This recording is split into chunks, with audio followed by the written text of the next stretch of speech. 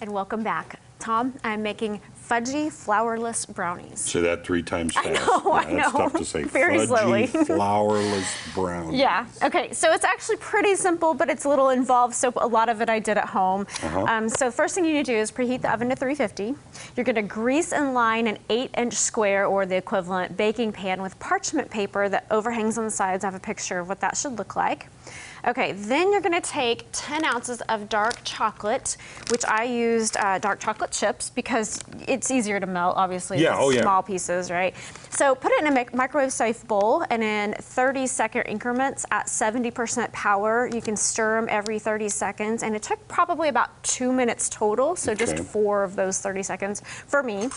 And then you're gonna set that aside and allow it to cool a little bit. It's not gonna harden up too fast. So then you're gonna take 4 tablespoons of room temperature butter, and you're going to mix it in I used a big mixing, like KitchenAid mixer. Yeah, your big one, yeah, okay. Yeah. And you want it to become just real light and smooth.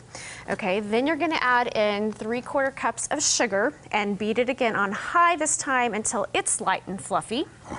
Okay, then you're gonna add 3 eggs. Just do it one at a time, and you're gonna beat well with each egg. Then you beat in 2 teaspoons of vanilla, 1/4 teaspoon of salt, and then mix in 1/4 cup of unsweetened cocoa powder on low just until it's absorbed, and then add the melted chocolate. Beat that on medium-high until it's smooth and glossy like the picture that you're seeing.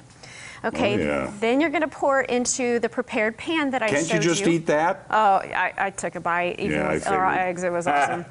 I did not double dip though, don't worry. Okay. So you pour it into the baking pan that you prepared, but you can see by the next picture here that it does not like spread out evenly because it's so thick. Yeah. Okay, so you need to smooth it out, make sure there's no bubbles in it.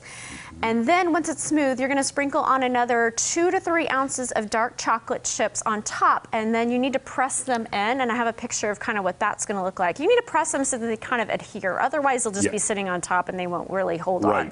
Okay, so then you're gonna bake it in that 350 oven until the middle doesn't shake, which is about 22 to 25 minutes. And be careful not to over bake it. It's real fudgy, so it might not feel like it's done if you poke it in the center with a toothpick. Just make sure when you shake it back and forth, the middle does not move. Does not wiggle around, And it's done, okay? So that's what it looks like. You can put this in the refrigerator if you want. It makes it a lot easier to slice because it's so fudgy.